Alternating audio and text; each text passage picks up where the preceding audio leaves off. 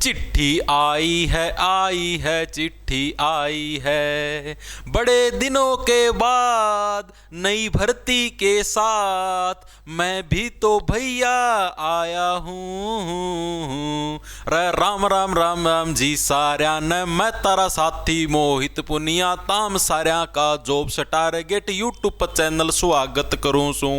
तो भाई ताम साਰਿਆਂ ने बेरा है अभी अभी जस्ट आधे घंटे पहले भाई डाक विभाग यानी कि इंडियन पोस्ट ऑफिस के अंदर है भाई जीडीएस के पदों के ऊपर यानी डाकिए के पदों के ऊपर भाई बहुत ही बंपर भर्ती निकल के आ गई है। 10वीं पास 25,000 पद बचे, कोई नर हो चाहे कोई मादा हो चाहे कोई शरीर का आधा हो, सारे के सारे इस भर्ती के लिए अप्लाई कर सकते, ना कोई भर्ती परीक्षा। खास बात इसकी यही है कोई एग्जाम नहीं होगा, डायरेक्ट भर्ती होगी। एकमात्र ऐसी भर्ती आएगा पूरा भारत का में जिसका में कोई परीक्षा नहीं होती, ना कोई एग्जाम ना कोई इंटरव्यू। आपको किस जोन से फॉर्म भरना चाहिए जिससे आपका जल्दी सिलेक्शन हो जाए, आपका पहली लिस्ट के अंदर ही नाम आ जाए, वो सारी चीजें आपको इस वीडियो के अंदर विस्तार पूर्वक बताऊंगा। 4 ऐसी ट्रिक्स भी बताऊंगा जिससे अगर आपके 60% नंबर हैं 10वीं क्लास के अंदर तब भी आपका सिलेक्शन हो जाएगा। क्या कुछ मैटर है, क्या कुछ नोटिफिकेशन के अंदर है, सारी चीजें आप विस्तार पूर्वक पढ़ेंगे, देखेंगे सभी साथी। सबसे पहले तो हम लोग देखते हैं इंपॉर्टेंट डेट, कब आपके फॉर्म अप्लाई करने, क्या कुछ मामला है। तो 31 अगस्त से आप लोगों के भाई फॉर्म भरने स्टार्ट हो जाएंगे। ठीक है, आज तारीख होगी आप लोगों की 27 अगस्त। ठीक है, कल रक्षाबंधन है, उसके 2 दिन बाद आप लोग ये मान के चलो कि 31 अगस्त से आप लोगों के फॉर्म भरने स्टार्ट हो जाएंगे।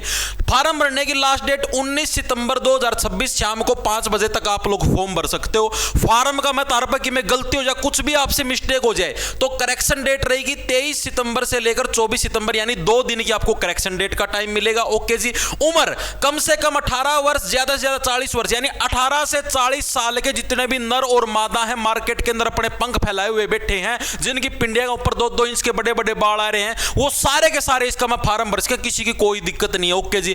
आयु में छूट भाई, अगर आप SC ST कैटेगरी हो तो 5 वर्ष की और भी छूट मिल जाए। मान लिया 40 है तो 45 वर्ष की फॉर्म भर सका है। OBC से हो तो भाई 3 वर्ष की और छूट मिल जाएगी।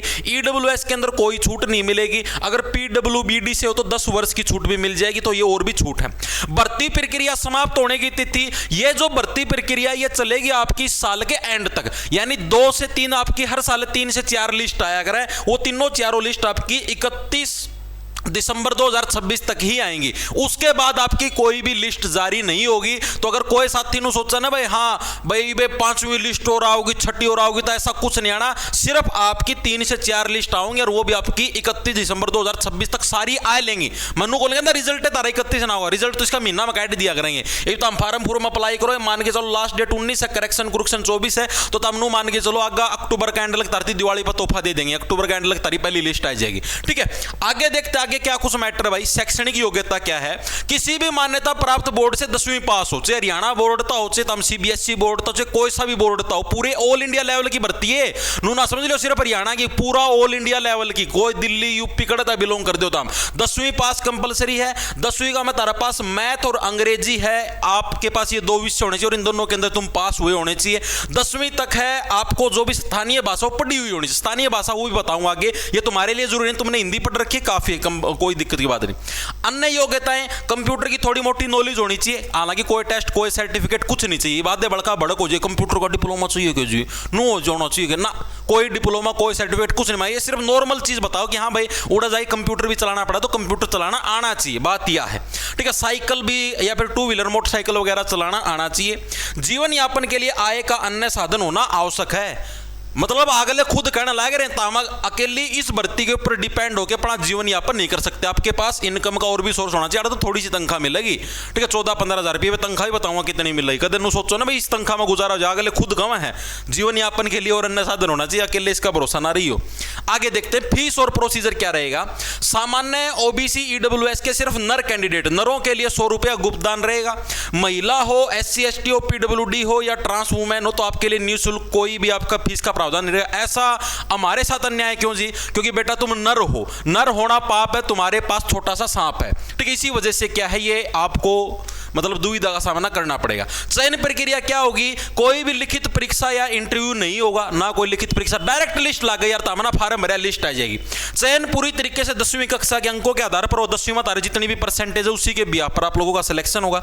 यदि मार्कशीट में केवल ग्रेड या पॉइंट्स है तो उन्हें 9.5 के मल्टीप्लायर से गुणा करके प्रतिशत निकाले निकाला जाएगा। मान लिया जो भी तारा है, जैसे मान लिया तारा, जैसे सीबीएसई बोर्ड वाले बालक फंसेंगे, हमारे हरियाणा बोर्ड डालेंगे तो 100% भी आ जाए। मान लिया सीबीएसई बोर्ड में ग्रेड दे 10 ग्रेड आ गया तारा, मैक्सिमम 10 ग्रेड हुआ है, तो इसने 10 ना 9.5 तक गुणा करें तो तारी तो मैक्सिमम 95% बने, इस तो ऊपर तो तम जाओगे कौन, तम फंस गए। ठीक है, अंकों में टाई होने की स्थिति में उम्र में जो बड़ा उम्मीदवार होगा, ठीक है, या फिर निर्धारित श्रेणी या जेंडर प्राथमिकता के आधार पर वरीयता दी जाएगी। ठीक है, नरों को ज्यादा प्राथमिकता मिलेगी। ठीक है, चीजें समझ में आई। और अगर नंबर सेम है तो जिसकी उम्र बड़ी होगी उसको प्राथमिकता देंगे। ओके जी।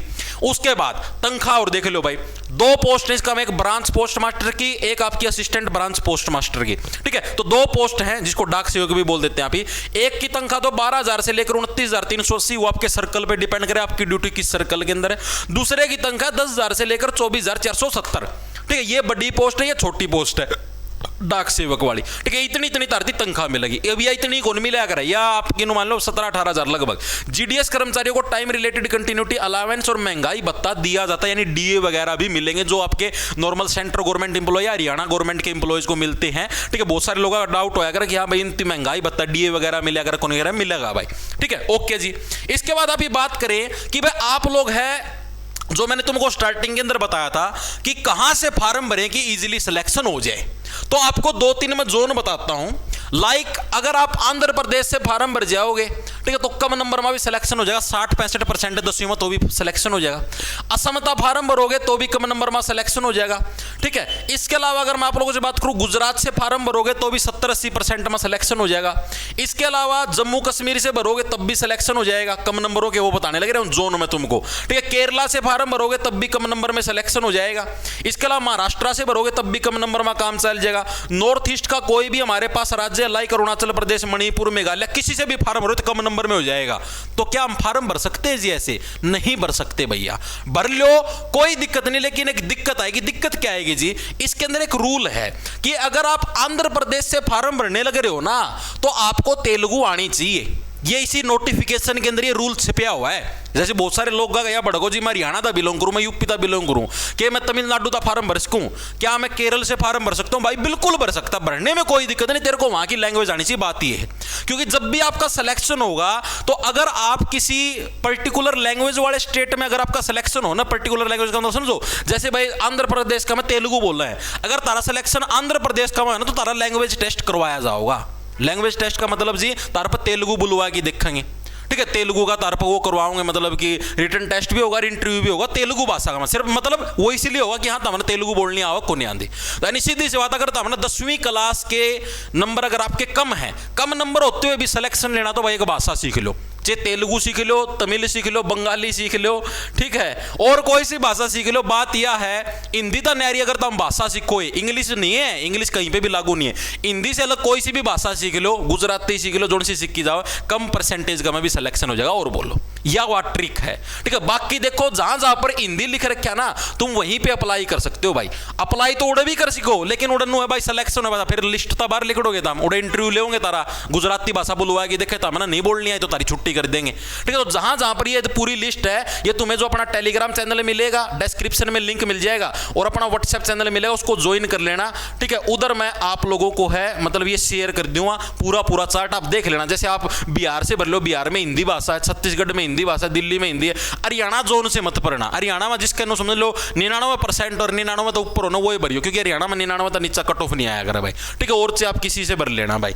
ओके, तो ये पूरा चार्ट है, देख लो। राजस्थान का में भी हिंदी भाषा चल लगी, ठीक है, और ओडिशा का में जैसे उड़ीसी भाषा चल रही। भाषा सीख पाओ तो चाहे किसी जोन का फार्म भर दो, तारी मर्जी है, कम परसेंटेज में बारी आ जाए। जड़ा जड़ा दूसरी भाषा ना सारा कम जोन का में बारी आ जाए, अरे जड़ा जड़ा हिंदी भाषा है उधर परसेंटेज बहुत आई जाएगी। ठीक है, तो वो अब आपकी चॉइस है भाई। नू तो तारती कम परसेंटेज में कोई कौन लगा हुआ है, कम परसेंटेज में लगाना तो सीधी सी बात है, कुछ ना कुछ तो तारा पास एक्स्ट्रा चीज होनी चाहिए। ठीक है, भाषा भूषा तामना की में तो आनी चाहिए, तभी तारती लगाओगे। ठीक है, तो ये पूरा सिस्टम है भाई। तो जो भी साथी अप्लाई करना तो अपना टेलीग्राम व्हाट्सएप चैनल ज्वाइन कर लियो।